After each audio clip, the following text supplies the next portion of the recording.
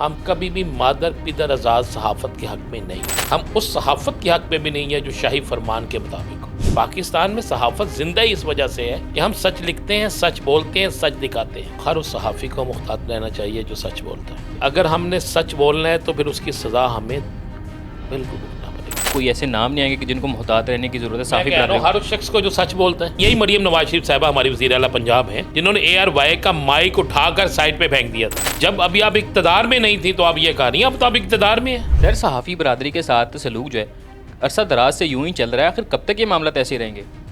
بسم اللہ الرحمن الرحیم. الصلاۃ والسلام علیک یا سیدی یا رسول اللہ. الصلاۃ والسلام علیک یا سیدی یا حبیب اللہ. اسلام کی تاریخ پڑھی جی جن کی وجہ سے ہماری بخشش ہونی ہے، جن کی وجہ سے ہم مسلمان رسول پاک صلی اللہ علیہ وآلہ وسلم آپ صلی اللہ علیہ وسلم کو اسلام کی تبلیغ کے لیے جن مشکلات کا سامنا کرنا پڑا نا. طائف کا وہ مقام بھی یاد ہے، سب کچھ یاد ہے.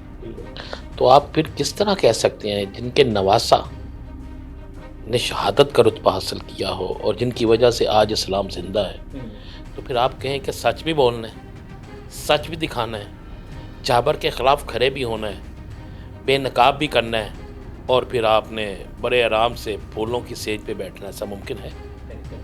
تو پھر یہی امتحان ہے، یہی فتح ہے آپ کی. جو کسی سے ڈرتا ہے نا، یا اسے مارتا ہے یا اسے گرفتار کرواتا ہے. تو پاکستان میں صحافت زندہ ہی اس وجہ سے ہے کہ ہم سچ لکھتے ہیں، سچ بولتے ہیں، سچ دکھاتے ہیں. صرف ایک چیز بڑی کلیئر، میں کبھی یہ نہیں کہتا کہ آپ اپنی حدود کو کراس کریں، نہ ہمیں صحافت کا یہ رول ہے. ہم کبھی بھی مادر پدر آزاد صحافت کے حق میں نہیں ہیں، لیکن ہم اس صحافت کے حق میں بھی نہیں ہیں جو شاہی فرمان کے مطابق ہو. ہم اس صحافت کو بھی نہیں چاہتے کہ جس سے آپ کو صحافت کم اور شاہ سے زیادہ شاہ کے وفادار زیادہ لگے. یہ نہیں چاہتے. تو لہٰذا بڑی کلیئر اور صاف سی بات ہے، اگر آپ نے صحافت کرنی ہے پھر تو یار کھا. میں نے تو یہ مٹھائی کا ڈبہ رکھا ہوا ہے نا، ابھی میں نے بھی کھایا، آپ بھی کھائیں مٹھائی. ہم تو مٹھائی اس لیے کھا رہے ہیں کہ شکر اللہ کا شکر ادا کر رہے ہیں کہ ہم اس منصب پہ چلے گئے ہیں، یعنی اس منصب کی سیڑھی پہ چلے گئے ہیں کہ جس پہ سچ بولنے پہ سولی ملتی ہے. آپ نے رانا صاحب مٹھائی کا ذکر کیا، آتے ہوئے مجھے آپ نے آفر بھی کی تھی، تو اس کا چکر کیا کہ مٹھائی آپ رکھ کے بیٹھے ہیں کہ کوئی آنے والا ہے کہ جس کو یہ آفر کر رہے ہیں؟ نہیں بالکل نہیں. ہم سب سارے دوست جتنے یہاں بیٹھے ہیں نا، سارے وہ ہیں جو قلم مزدور ہیں. مٹھائی ہم اس لیے کھا رہے تھے کہ ہمیں یقین ہے کہ ہم اس اپنے ضمیر کے مطابق چل رہے ہیں جس ضمیر کے مطابق ہمیں صحافت کرنی چاہیے. آپ خود بھی جو ہے وہ ماضی میں بڑی مشکلات کا شکار رہے ہیں، تو آپ کون سا میرا بھائی، میں وزیر اعلیٰ پنجاب بن گیا ہوں.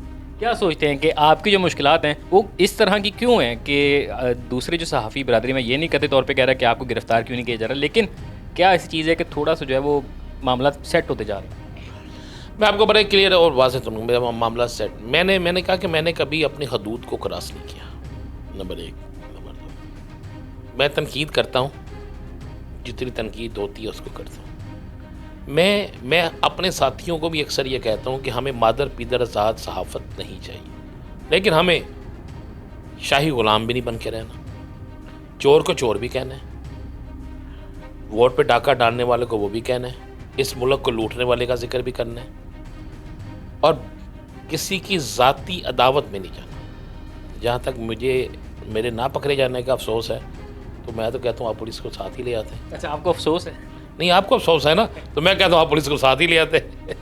مجھے بتائیے گا کہ اس بطور صحافی ایسے کون سے آنے والے، کیونکہ آپ کے پاس اتنی کوئی اتھینٹک قسم کی انفارمیشن ہوتی ہے کہ آنے والے وقت میں مزید کیا ایسا ہونے والا ہے کہ کن صحافیوں کو محتاط رہنا چاہیے؟ ذرا کچھ نام 2-4 بتا دیں. نام میں اب کہتا ہوں ہر اس صحافی کو محتاط رہنا چاہیے جو سچ بولتا ہے، بس. یہ اس سے بڑھ کے اور ہاں، ہمیں اپنے اندر سے کالی بیروں کو نکالنا ہوگا. ہمیں اپنے اندر سے ان لوگوں کو نکالنا ہوگا جو صحافت کے نام پر دبا ہیں. ان لوگوں کو نکالنا ہوگا جو صحافت کے نام پر صرف پیسے کماتے ہیں.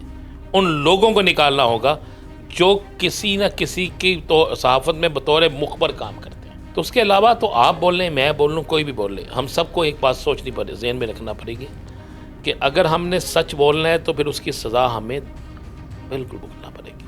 میں نے کئی دفعہ سزا بھگتی ہے، مقدمات کی صورت میں بھگتی ہے. میری گاڑی کو ہٹ کیا گیا، میں نے سزا بھگتی. مجھے اور بھی بہت سے تھریٹس ہیں، لیکن میں ایک پھر وہ کہہ رہا ہوں، میں نے کبھی اپنی حدود کو، صحافت کی حدود کو کراس نہیں کیا. یہ بڑا کلیئر ہے اور ہمیں رکھنا بھی یہی چاہیے. دیکھیں مجھے میرے پاس اگر کچھ ثبوت ہے نا وہ کرنا ہے. سب سے پہلے پاکستان ہے، ایک بات ذہن میں رکھیں، سب سے پہلے پاکستان ہے. ہمیں پاکستان سے آگے کوئی چیز نہیں ہونی چاہیے. پوری دنیا کے اندر یہ ہوتا ہے. ہاں جو ادارے، جو افراد غلط کام کر رہے ہیں کھل کے ڈٹ کے کریں، کیوں نہیں کرتے. ہمیں افسوس یہ ہے کہ ہمارے بہت سے صحافی جو ہیں وہ کچھ اور کام کر رہے ہیں. لیکن سر، عمران ریاض پہ آج سب کو نکلنا چاہیے تھا. بہت سارے ایسے صحافی ہیں کہ جو صرف چنندہ جو پولیٹیکل سیاسی جماعتیں ہیں صرف ان کا ہی ڈنکا بجا رہے ہیں، تو ان کو کچھ کہنا چاہیے؟ نہیں، اس میں بھی کچھ نہیں ہوتا. نہیں، یہ کیا صحافی کو ووٹ ڈالنے کا حق ہے؟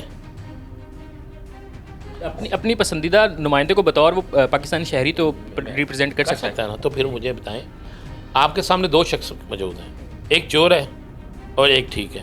آپ کس کو نام لیں گے؟ اوبیسلی سر جو ٹھیک ہے. تو بس پھر یہ نہ کریں. ہاں اگر وہ چور کا نام لیں آپ، تو پھر آپ اپنے منصب سے بھی دغا کر رہے ہیں اور پھر اپنے ضمیر کو بھی بیچ رہے ہیں. تو آج جو ہے وہ رانا عظیم صاحب کی جانب سے کوئی ایسے نام نہیں آئیں گے کہ جن کو محتاط رہنے کی ضرورت ہے؟ میں صحافی کہہ رہا ہوں برادری ہر اس شخص کو جو سچ بولتا ہے، اور کس کس کو محتاط کریں. سچ بولنے والے آپ ڈھونڈ لینا کتنے ہیں، تو اتنے سے ہیں. باقی شاہ حضوری کرنے والے بہت زیادہ ہیں، آنے والے وقت دربار پہ حاضری دینے والے بہت زیادہ ہیں.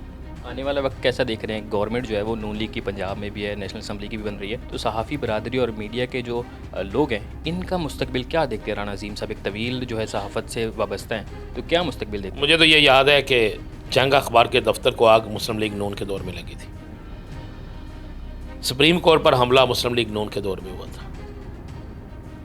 اخبارات کے اشتہارات پر پابندی بھی ان کے دور میں لگی تھی، اور اب بہت سے لوگوں کی بے روزگاری بھی ان کے دور میں ہوگی. میں بڑا کلیئر اور صاف ہوں.